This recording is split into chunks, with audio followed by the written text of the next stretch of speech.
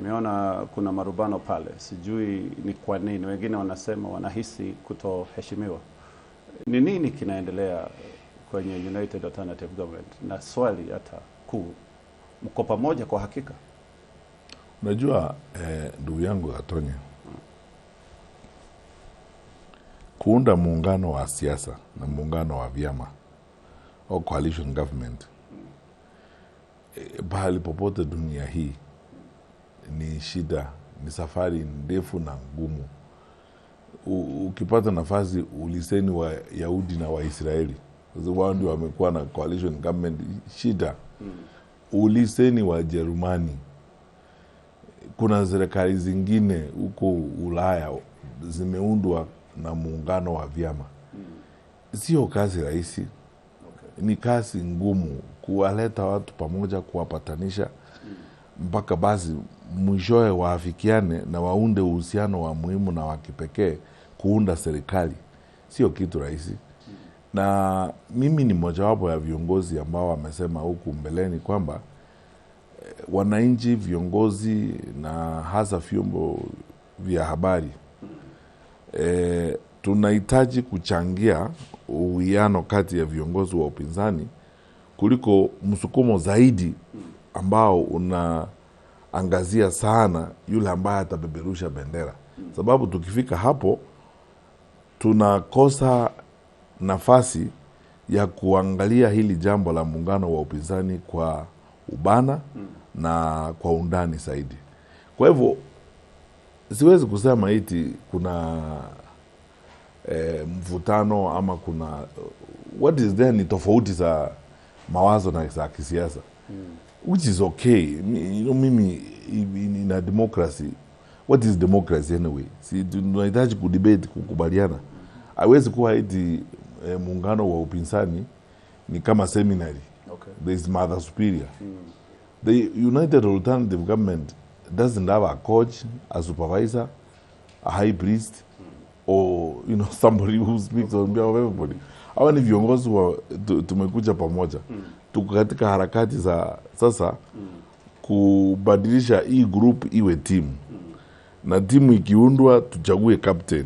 Hivyo ndivyo mambo inaendelea. Unajua tumemaliza World Cup hivi karibuni. Yes, lakini unaweza kusema huyu ndio captain wetu alafu uende kuunda timu. Unaanza kuunda timu then uunde captain.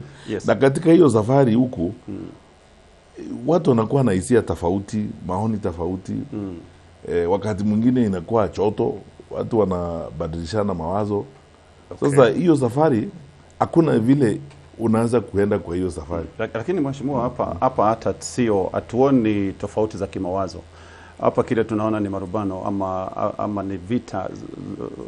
Kitambo ilikuwa fiche, lakini sasa hii ni kama imetokea hadharani, kwa sababu Moturi wakiwa na Munya wanakuja wanasema kuna watu wengine hapo, na wakamwelekeza kidole cha lawama Rigathi Gachagua, akasema hana heshima na viongozi wengine katika muungano. Hili si jambo la tofauti ya kimawazo mheshimiwa. Unajua ni maoni. Kusema tu kweli ni maoni wametoa. Unajua tukiwa viongozi tuwe timu moja, tuwe watu watano, ni kuulize tu mheshimiwa, hiyo maoni yao iko na validity?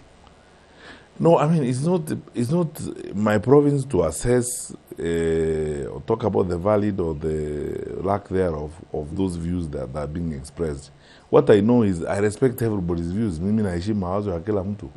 Because you see that we're not going to build democracy when we don't respect each other's views. So including those ones who don't agree with us, or including those who have different views. Gatonye, hawa wote tumeketi hapo kwa hiyo baraza, tunataka kuwa rais wa Kenya. Commander in Chief of the Kenya Defense Forces. Hiyo sio kazi rahisi. Inahitaji uvumilivu. It requires a lot of patience, tolerance, and most importantly, maturity as we go forward. There will be views expressed this way, that way, and so on. Mtu anaweza kufikiria mahali aseme hata wewe unachelewanga mikutano, for example. We respond to it as we go. We deal with each other as we go. Kama if these members are saying they feel that they are not respected, or they feel that they are not being treated well and so on, the only way to deal with the matter is to discuss it internally hapo, to, you know, huyu amesema hivi, tunaenda mbele namna gani, because there is no way we are going to go forward without addressing those things with each other. So swali kuu, mko pamoja kwa sasa ama ni watu wenye wanakutana mara kwa mara lakini agenda ni tofauti? In the true sense ya kuwa pamoja, mko pamoja? Unajua Gatonyi, in the true sense of this matter, as I've said, tuko katika safari ya kuunda coalition. It takes a long time, you know, to build a relationship. Unajua, if you follow, ukifuatilia vile in coalitions nyingi zimeundwa, watu wanaanzia mbali. They even start with bonding, they meet, they know each other, they develop a relationship. Kwa sababu, I want to be honest with you, nikwambie tu kweli. Okay. Angalia sisi wote katika hiyo group ya upinzani. Na mimi mwenyewe kila wakati mara kwa mara najiuliza, because you see, when you sit down ukikaa na mtu kama Martha Karua ambaye ninamheshimu sana, I mean, I really like her with her experience and where she has come from the days of President Mwai Kibaki from DP and so on and so forth. Akikueleza vile mambo yanaendelea. Yes. Umsikize Eugene Wamalwa ama Justin Muturi, who has been speaker and so on. Everybody brings various experiences. Ukiendelea mbele. So you see, that tapestry of, you know, experience and backgrounds and so on, we are not the same people. It takes time to build a relationship, to gel, tukubaliane, tuelewane. Itajukua muda. So, mimi sioni kwamba hili ni jambo ambalo tunahitaji you know, kusumbuka. Bora tu tukae kwa hiyo safari na tuvumilie, kwa sababu itahitaji kuvumilia. There is no way. It's work in progress. It's work in progress. Sasa hamjafikia hapo. For sure masikizano hakuna kwa sasa. For sure we haven't gotten there. We are on the way there. Okay. And on that way there, we will face challenges such as we face now, when we have differences of opinion, when we have different perspectives. What we must do all the time, as I was saying on Saturday when I was in a function in Kajiado, is that we must be very careful so that we don't fall into the temptation of translating our differences of opinion to become the basis for enmity, bad manners, and dividing our people, you know. Because that is real. Unajua, tofauti zikitokea, many people don't know how to do a difference between this is a difference of opinion, huyu ni maoni tofauti, na sasa wengine wanaanza vile nimeona matusi tu, you know, and so on. And I was telling people, we were here in 2022. Yes. Sasa ni kana kwamba wengine wanataka kuanza mzunguko ule wa 2022, and that is exactly how we are here today. As a country, tulifanya namna hii, ona vile mahali tulijileta. Sure. Hao ni Munya, Muturi, wenye walisema hawahisi wanahisi kutoheshimiwa. Sijui kama wewe kuna such a feeling, kuna wakati umefikia unahisi kutoheshimiwa pia? Unajua, no, I don't want to personalize the issue, because you see, when I say I feel treated this way or I feel treated that way, I am personalizing the matter. Okay. And I'm sorry, I don't put my heart and my emotions in national matters like this. It nianza kufikiria, you know, how I am being treated and how someone has treated me and so on and so forth. Okay. There's a lot of work that we need to do in this country. Are you happy within the United Alternative?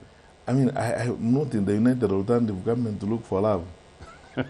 I'm not there to look for love to be loved. I am there to make my contribution. Okay. Maybe love I'll get elsewhere with my wife and other people. I don't leave home to come and it's not a romantic affair.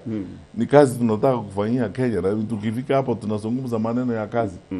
And you know, sometimes, like in any environment where you work and so on, there would be issues. Okay. So it's a question of the decision you make, which way do you want to go, and so on and so forth. So I don't want to personalize issues. Personally, I have said this before, and I have demonstrated from my public practice that I pay attention more to the challenges that we face as a country and how we can solve the challenges. Nauliza hivyo mheshimiwa kwa sababu mwandani wako wa kisiasa Anthony Kibagendi wiki iliyopita alizungumza akasema tunataka heshima.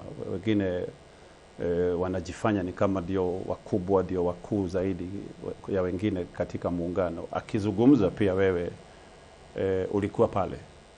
So watu wengi wanasema maongezo yake ama usemi wake pia ni usemi wako. Unajua yale maneno Mheshimiwa Kibagendi alizungumza ama Mheshimiwa Onyonga hayapo tofauti na yale maneno Mheshimiwa Munya alizungumza, Mheshimiwa Muturi ama Mheshimiwa Kivuti. They are all expressing an opinion. Sioni kama hili ni jambo gumu sana kwa watu wengine kufikiria, lakini unajua attitude ya watu nao ni tofauti. Okay. The attitude you have towards your situation is different. I will defend at all times the right of everyone to express themselves, especially when people are expressing an opinion. And those two are elected leaders, some of our young, smart people who are making a big contribution to the debate on the future of this country. Yes. If I was aggrieved by what they said and so on, I would call them and have a chat with them.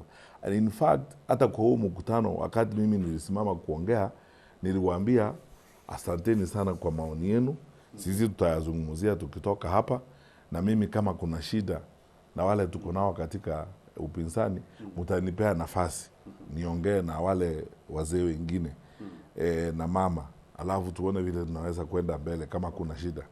And this is not the first time in private when we have our own meetings and I don't have their permission to reveal here. Nimechukua maoni mengi from our young leaders, those who are even young leaders in Jubilee and the others about what they feel, their worldview, their commentary on some things. It is true, kudanganya hapa. Some of them actually have very strong feelings. They feel disrespected, they feel, rudely handled and so on. But I always respond to this the same way I'm responding to you. Hii maneno, hii ni safari ndefu. Mwishowe, lazima we demonstrate a very high level of maturity and commitment to be able to get to where we are going. Lakini tukifika shida tuanze sasa kila mtu aanze kutupiana maneno, hatutafika. So kauli yake ni yake binafsi, tuseme hivyo. Those are popular, those are very popular views held by a lot of people. I honestly don't think that you see, the funny thing about politics is that most times people are just generally very dishonest. I don't even understand why we are debating these matters. By the time Honorable Kibagendi and Honorable Onyonga were saying those things, they had already been said by party leaders. And then instead of pretending about these are views that are very widely held. Even I have heard them several times before, even before Muturi, Len Kivuti and Munya went to the press conference. Do you hold such views yourself? I have heard them from a number of people. And in some cases, actually, I have been convinced when people argue that they have a point. I meet people all the time. These are views that are held very widely by a lot of people. I don't even understand why we are discussing them now as though they are unique. These things have been discussed several times before. They are held by so many people. And Justin Muturi going to a press conference or Lenny or Munya to talk about them, it's just because they verbalize them. They're held by a lot of people, even within the united opposition. If people had to be very honest, if people had to be absolutely honest, it's just that, you see, we also respect institutions. But so I can't say even when we've had some meetings within the united opposition, these things have been expressed before. So I don't see anything new about this. It have been expressed several times before.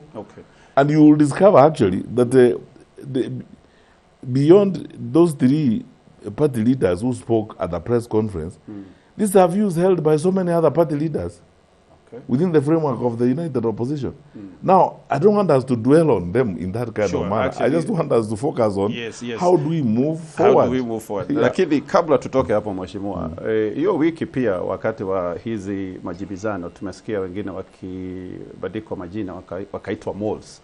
In fact, they went some rumors zilikuwa zinasema ni kama wewe pia unafanya kazi na Rais William Ruto, ni kama mnaongea usiku.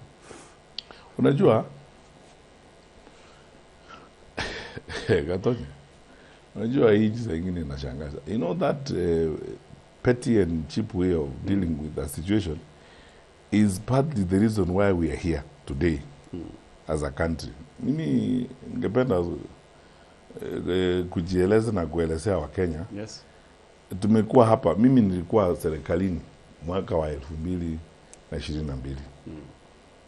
na Mheshimiwa Uhuru Kenyatta.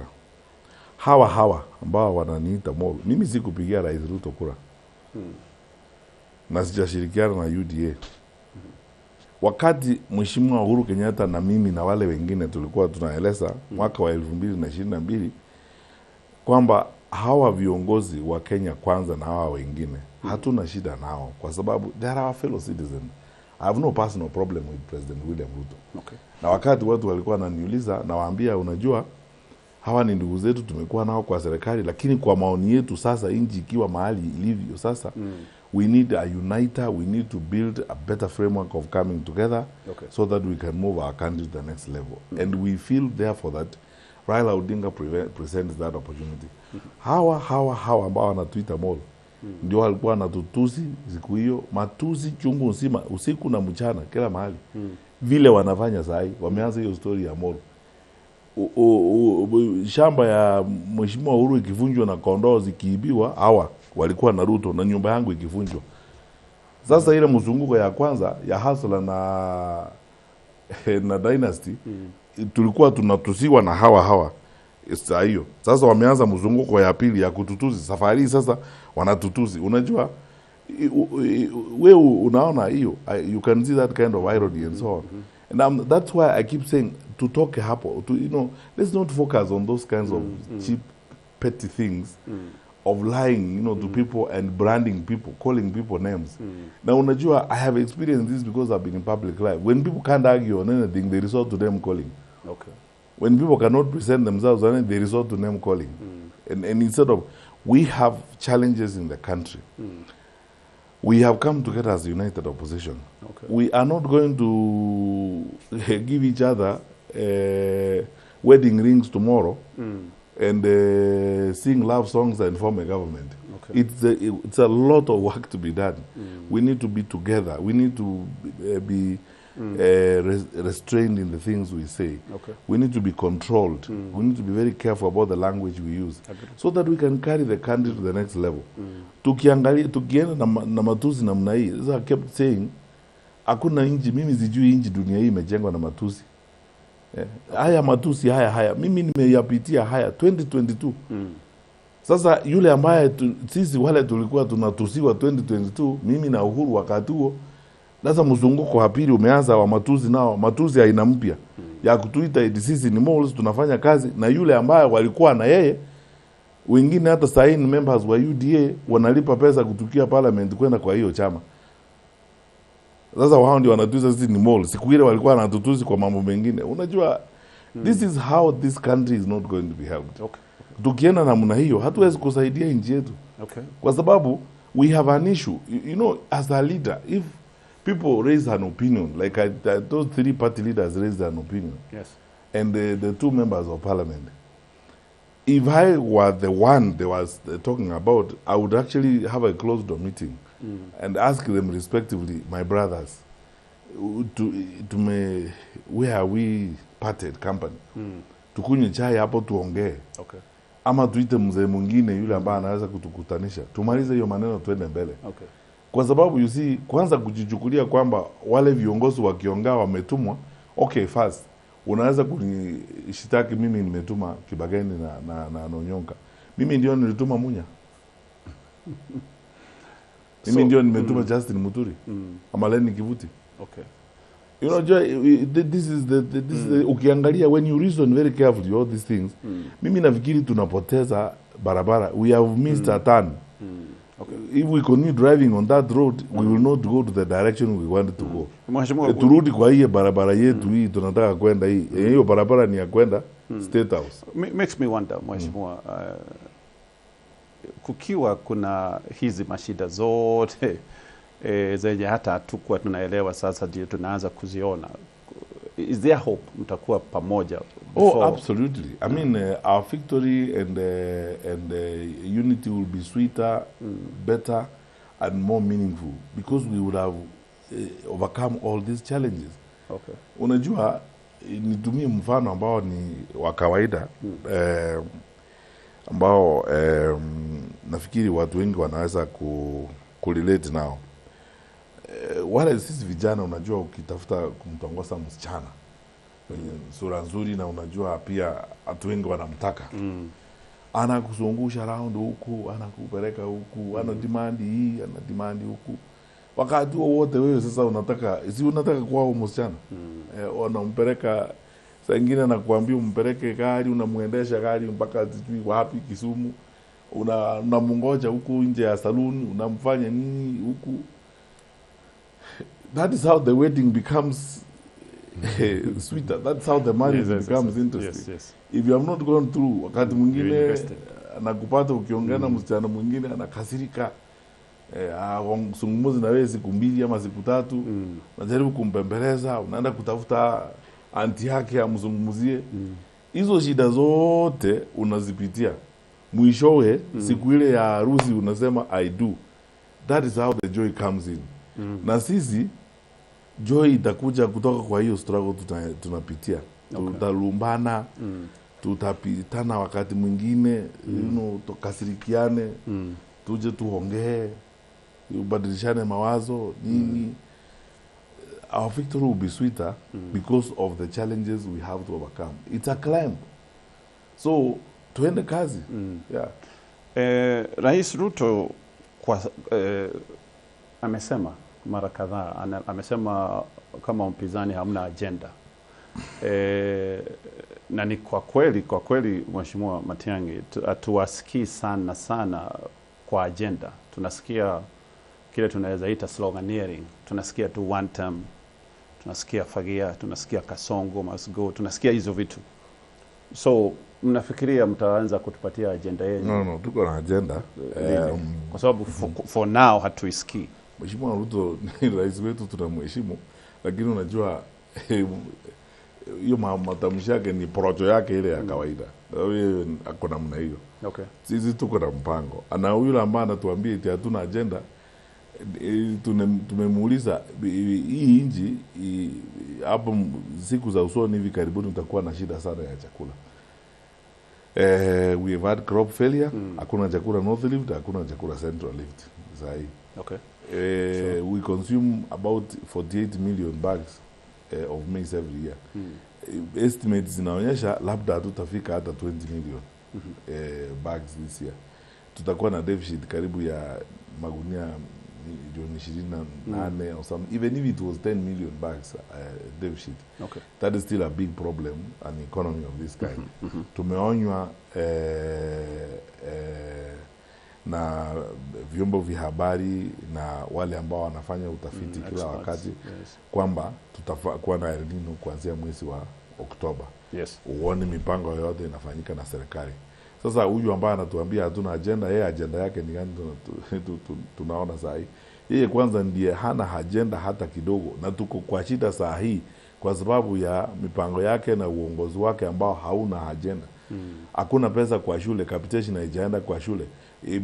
Instead of 22,000 shillings that are supposed to be transferred for every student, they have only transferred 11,000, which is 50%.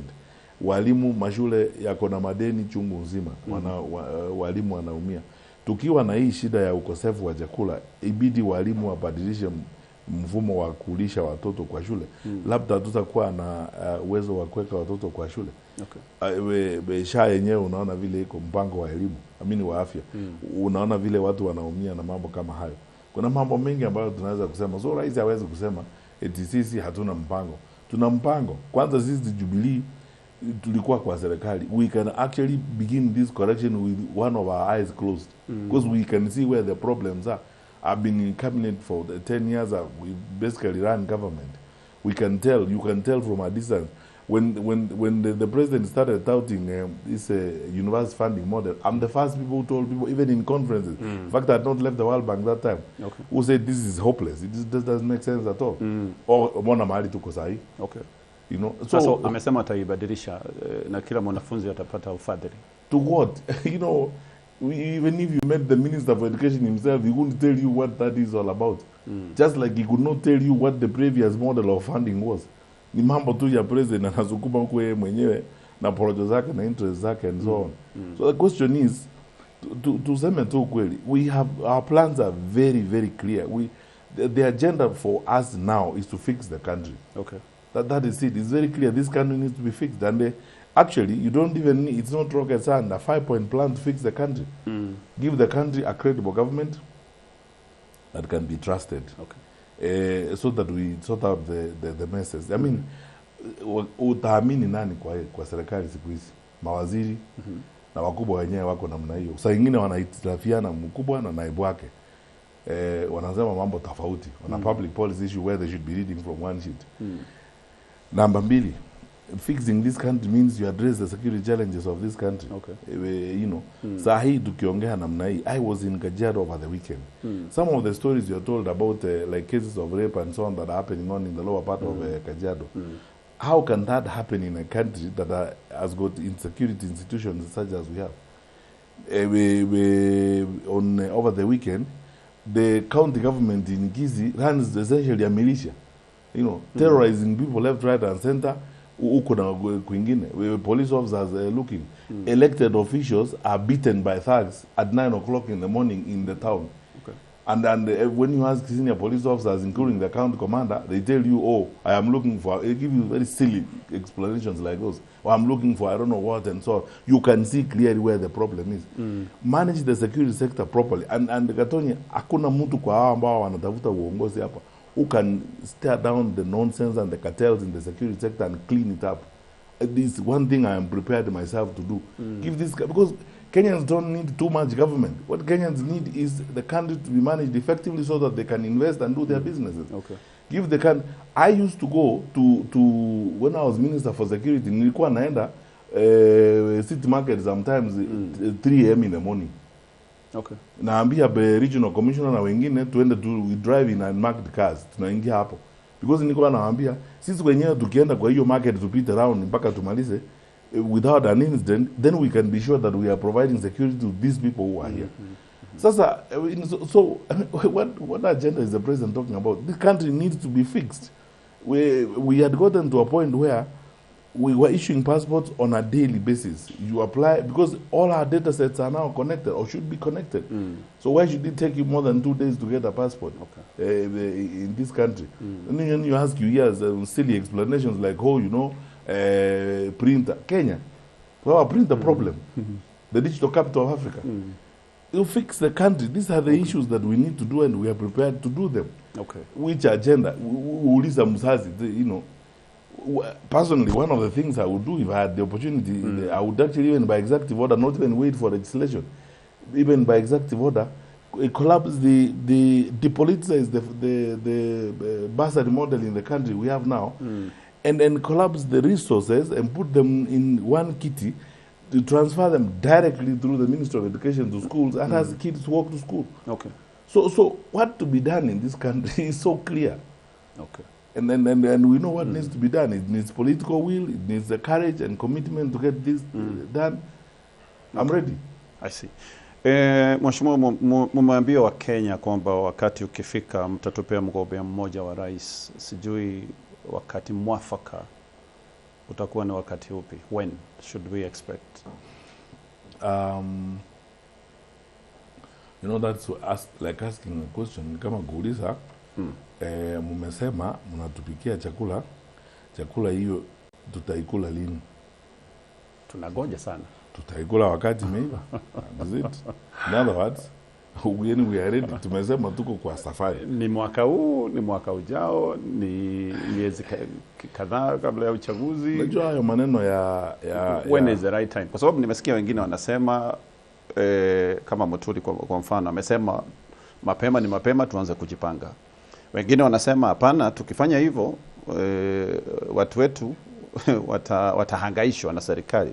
Wacha tugoje mpaka sijui miezi kadhaa kabla ya uchaguzi. So kama mpeperusha wa bendera ya Jubilee, so ndio nakuuliza kwa maoni yako ni wakati upi mwafaka?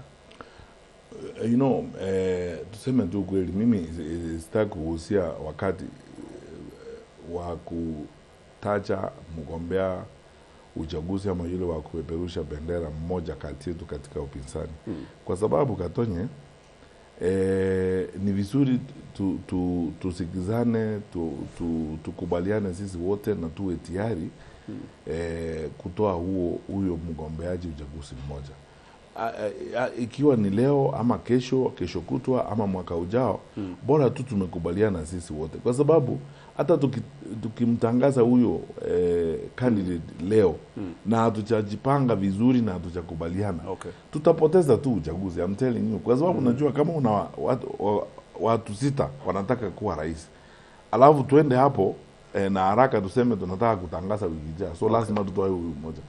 You know, the most important people kwati hao watu 6 ni wale 5 ambao hawatatajwa, kwa sababu lazima wawe na imani na lazima wawe tayari kufanya kazi pamoja na yule ambaye ametajwa. Kwa hivyo hii safari, let us not hurry it, waste time around it, politicize it. It's a tough call and it's a sacrifice to be made. Fortunately for us, this country is used to these kinds of sacrifices. I was even reading, I went back to study the history of independence after the Lancaster House Conference and how our leaders came together kuja kupanga inji, alafu uchaguzi uhuru kutangazwa and so on and so forth. Mzee Jomo Kenyatta kuanza kuunda serikali kama prime minister and so on. It required a lot of sacrifices. Watu kujipanga kuwa tayari kusema sasa tuko tayari kuanza, hata ingawa hatujaweka kila kitu tayari, tuko tayari kuanza.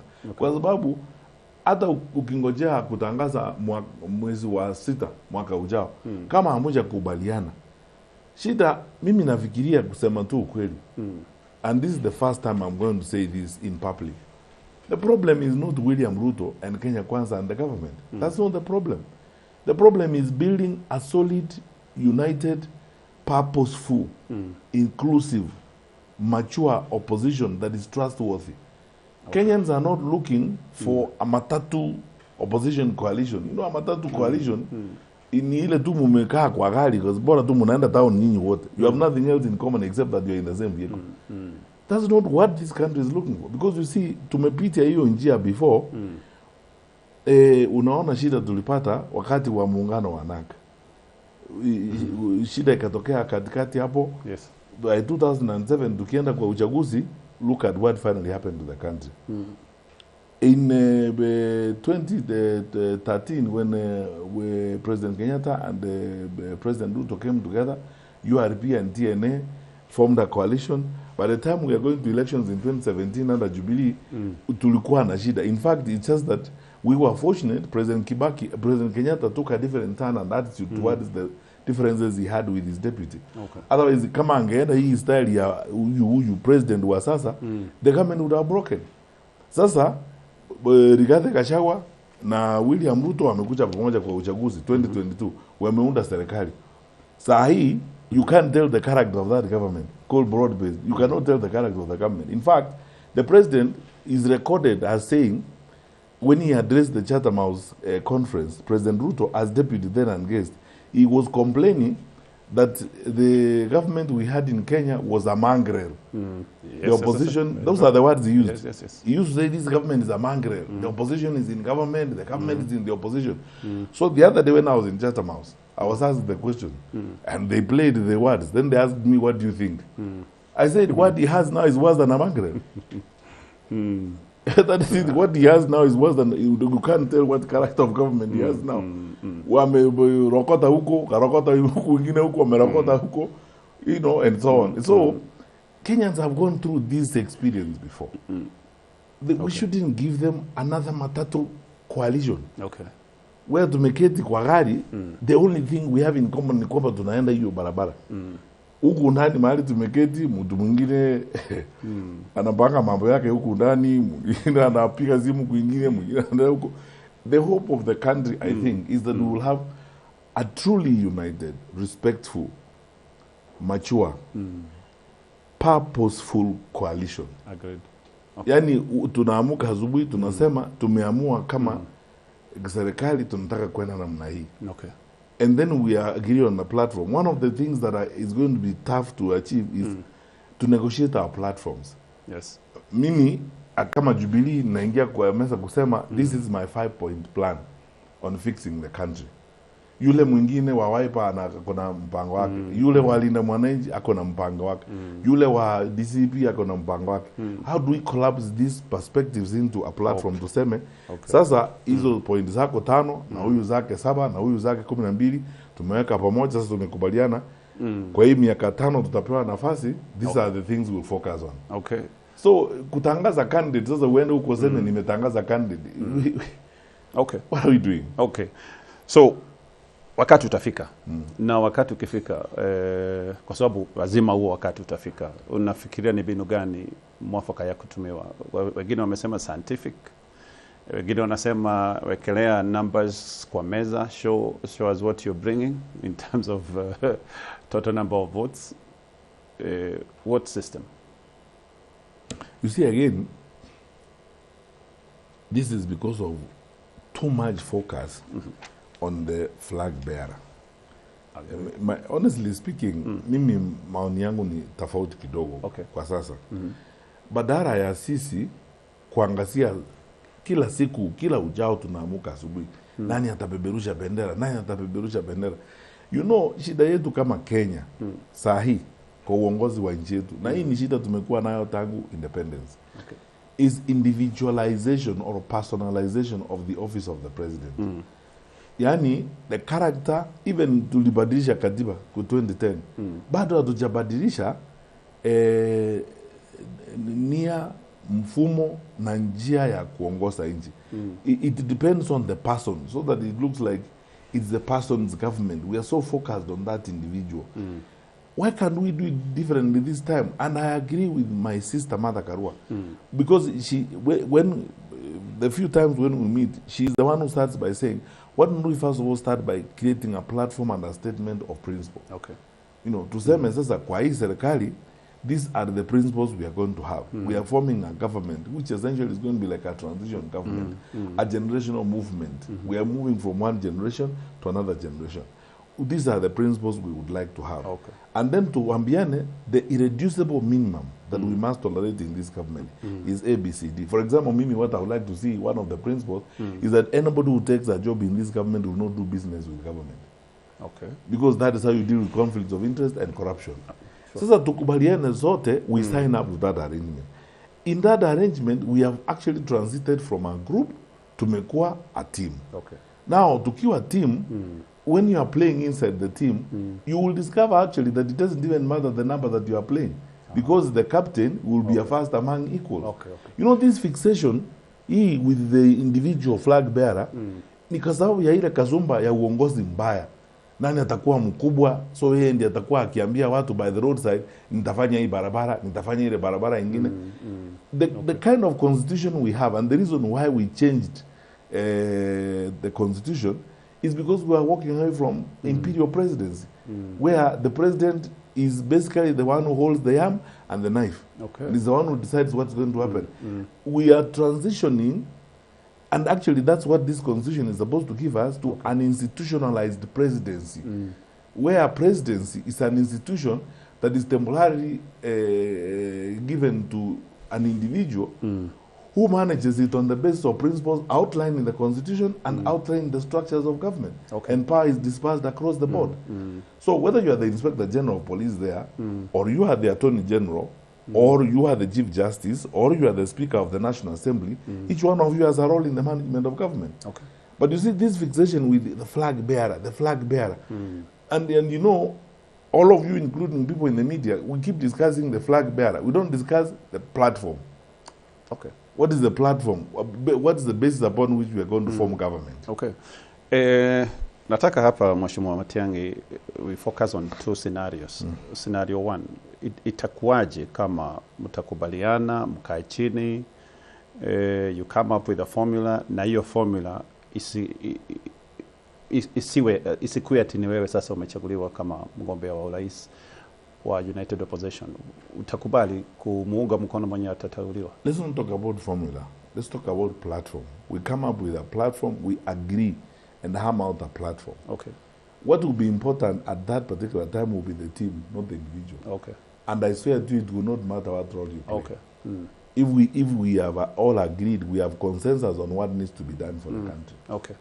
It will not matter, because whether you are the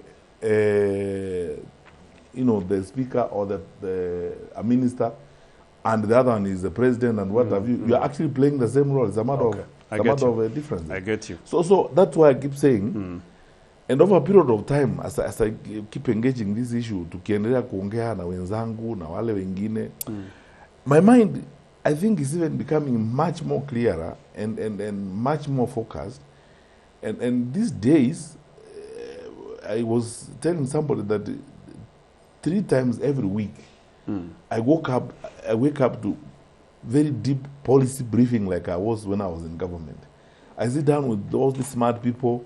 We focus on, food security. What are the issues? Because I keep telling myself, it's useless to just keep loitering around and making noise and so on. And I'm not internalized the actual challenges we are dealing with in the country. So that tomorrow, if you have that responsibility and you are in that office, what would you do? Okay. And how do you go forward? Okay. So let's be more substance-driven than position-focused. Okay. Let us be more solution-oriented than just sloganeering around. Okay. Yeah. So scenario 2, tuseme umepewa hii nafasi. Wakenya wanaweza taka kujua kwa sababu wamelia sana mambo ya taxation. Yet the country inahitaji hii tax kufanya mipango yake ya maendeleo. Unaweza fanya nini kufanya huu mzigo ukue mwepesi kidogo? Tutachukua nafasi sisi wote. Unajua, mimi maoni yangu vile naona wakati tunazungumza kwa upinzani. Actually, wacha niulize, are Kenyans overtaxed? Yes.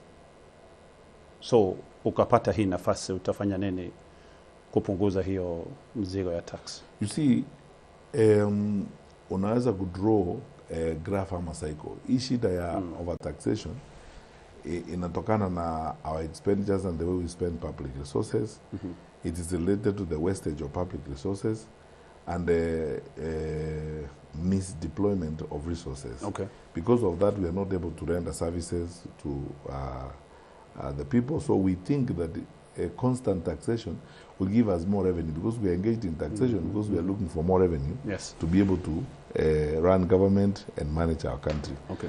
But there are several things we could do so that we reduce our appetite for constant taxation and seeing taxation as the only means of raising revenue for our country. Okay. The first one, reduce wastage.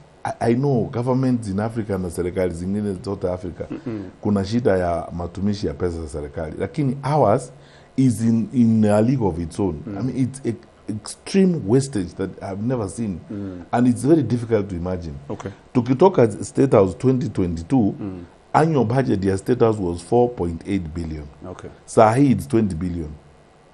4 years only, you're moved from 4.8 billion to 20 billion. Okay. Even if you actually maintained that budget at 5 billion, you have 15 billion out here. Nataka tupumue kidogo tu, tutarejelea your point. Tugocokereria othondeka itari haraya o ringi turaranĩria na Mheshimiwa Fred Matiang'i, mutongoria na mumurirukia wa bendera wa kiama kia Jubilee. Tugicoka ciuria iria wina cio kwitukira namba citu cia SMS. Asante.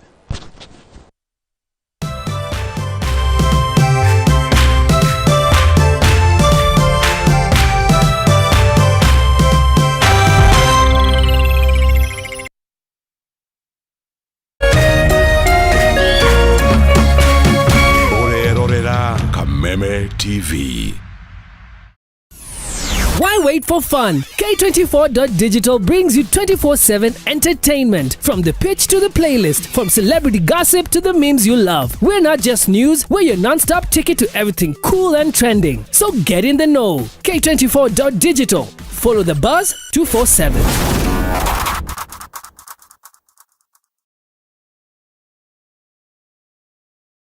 We've got entertainment for everyone. The stakes are high in the extreme motorsport drama, Spinners. The past is back and a bump is showing, and somebody's not making it out. He spent his life chasing women, now he has to survive being one. She spent her life trying to blend in. She's finally learning to take up space. A son's search for answers reveals a burden of family betrayal and secrets. Everybody's saying I object before Zara even says I do. There's something for everyone when you get and stay connected to Maisha Magic Plus and Maisha Magic East.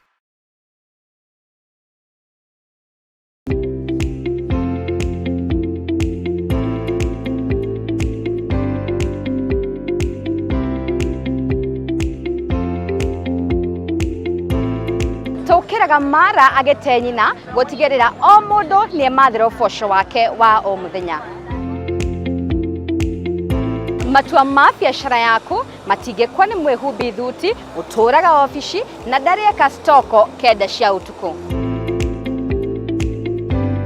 Homuka ni ya murimi wa kawaida uria ukagira tene na nyingi, uria wambagiriria biashara yake na muigana wa mbeca nini. Mwambĩrĩrio tukahũra cabi na ciĩgiĩ ũrĩa tũngĩhũthĩra wara na ũgĩ wa igũrũ kwambĩrĩria biashara, naguo wa kerĩ tukarika kũrora ũrĩa tũngĩambĩka biashara na icoka nini nĩkĩo kĩgĩna kĩnini. Na niĩ ngagũtereba o kuma wa gatatũ nginya wa gatano tukarunga ciĩgiĩ kwandandũra biashara, kumatha uboco nenda-inĩ na nyingĩ tukainĩkĩrĩria kiumia na kũmenya magwa na mariũka ma biashara.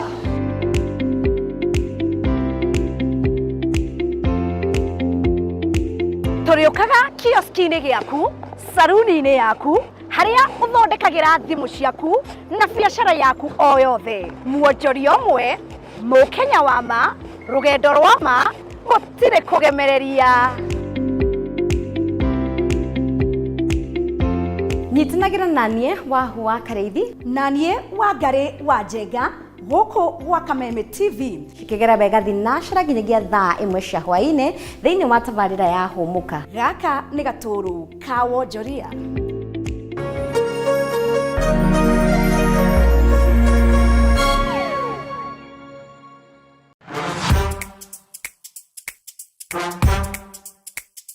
Hii ndo generation imekataa kabisa kunyamaza. From governance, youth power and politics, the Gen Z Manifesto is where bold voices rise and honest conversations begin. Catch the Gen Z Manifesto kila Tuesday from 7:30 p.m. to 9 p.m. only on K24 TV na Kameme TV. Join hii conversation to challenge system na to shape future. My name is Majibu Kitao. And I'm Charlotte Kibet. Your voice, your power, your manifesto.